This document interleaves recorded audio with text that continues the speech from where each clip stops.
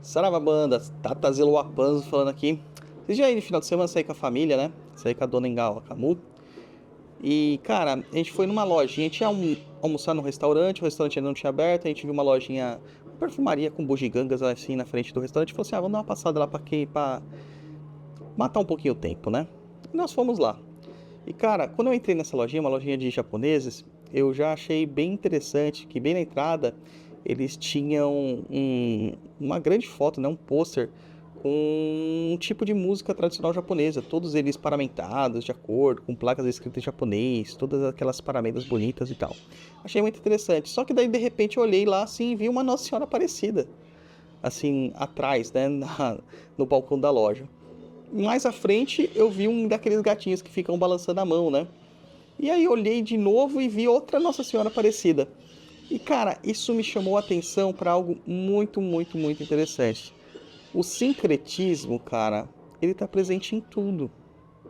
Então a gente fica falando muito sobre sincretismo aí de cultura afrodiaspórica, afro-brasileira, dizendo que a gente não pode sincretizar os orixás com os santos católicos, que a gente não pode trazer conhecimentos de Goécia, conhecimentos de magia ocidental para dentro da macumba, que não pode associar demônios com Exus. A gente ouve,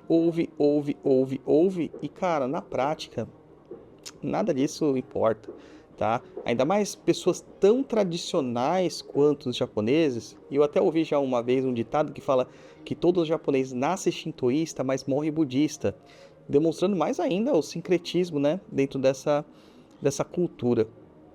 Então não é bem assim, né, gente? Vamos parar um pouquinho com esse mal entendimento que nós possuímos a respeito do sincretismo, a respeito das questões de associações de culto. Vamos parar com essas coisas, tá? Até porque nessa loja mesmo lá tava bem lá em cima, assim, né? Um quadro de Nossa Senhora Aparecida escrito Rainha e Padroeira do Brasil. Cara, qual é o problema das pessoas cultuarem essa imagem, né? Cultuarem essa divindade, Nossa Senhora Aparecida?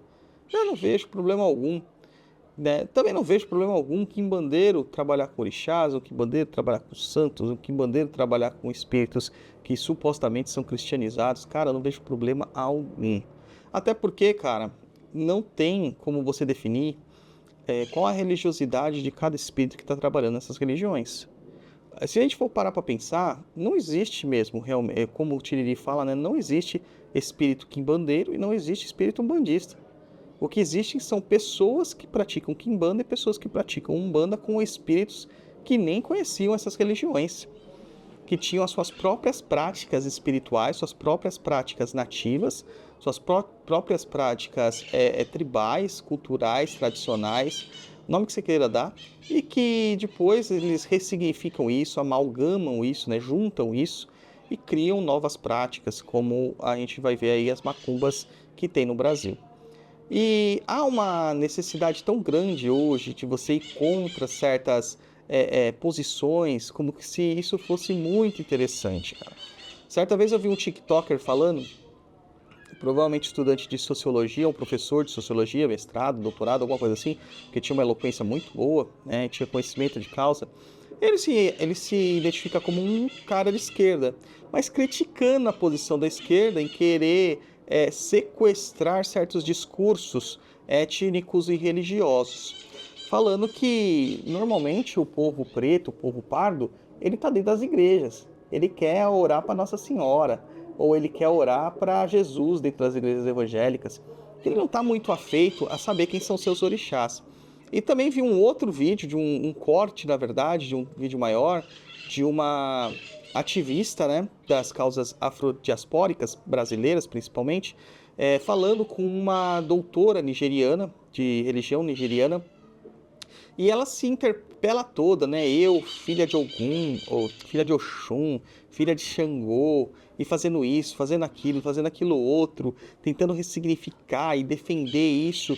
Como que é essa questão aí na Nigéria? E a mulher, né, a doutora lá da Nigéria, nigeriana, mulher negra, ela olhou assim e falou assim: cara, isso não faz o menor sentido aqui, porque 99% da população é cristã ou islâmica. Então, sei lá, 54% da população é cristã, seja ela cristã católica ou protestante. Ela cita que o protestantismo lá cresceu muito, principalmente o neopentecostalismo, e cita que o restante é muçulmano, e que essas tradições de orixás, de entidades, são meio esquecidas e muitas vezes mal vistas na própria Nigéria. E aí tem muita gente que vai para a Nigéria para fazer culto tradicional, para tentar desenvolver a sua espiritualidade raiz, né, sua espiritualidade tradicional, e talvez eles estejam caindo em engodos, caindo naqueles cultos que é vendido para turistas. E aí eles voltam para o Brasil e vendem isso para você, que acha que só porque ele foi para a África ele se tornou um cara extremamente versado no tradicionalismo. É complicado, né? Uma que não dá nem pra garantir que o cara realmente praticou isso ou ele só falou que praticou. E aí, como que faz?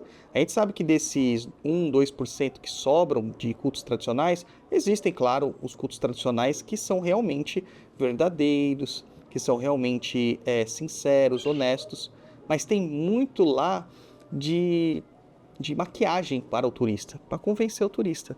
Apenas isso. É como se eles fossem para uma Disneylândia da espiritualidade afrodiaspórica, dentro do culto tradicional, que nem é diaspórico nesse caso, porque está se cultuando lá, na terra natal. E até porque se a gente pegar ali Pierre Verger, né, Pierre Fatumbi Verger, a gente vai ver que ele fala que o próprio culto de Oxóssi quase foi obliterado em terras africanas.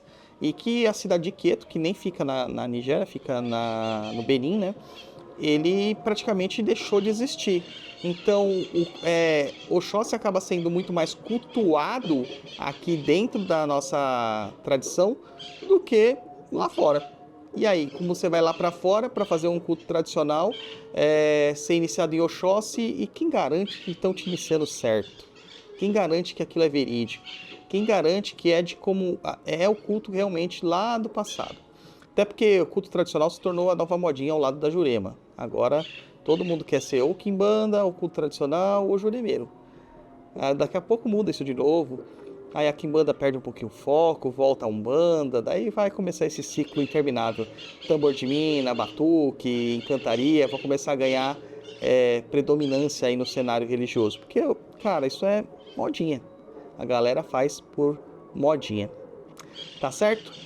Então eu espero que vocês pensem aí sobre essa fala polêmica, mas necessária. E a gente se conversa aí numa próxima oportunidade.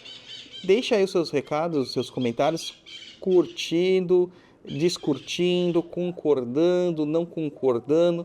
Mas coloca aí o que você pensa, tá? Pra gente saber como que a gente pode abordar melhor esses assuntos e debater melhor esses assuntos, porque a gente só chega a algum lugar, a gente só aprende a partir do debate. Saravá Banda, Nguzo e Quimbanda.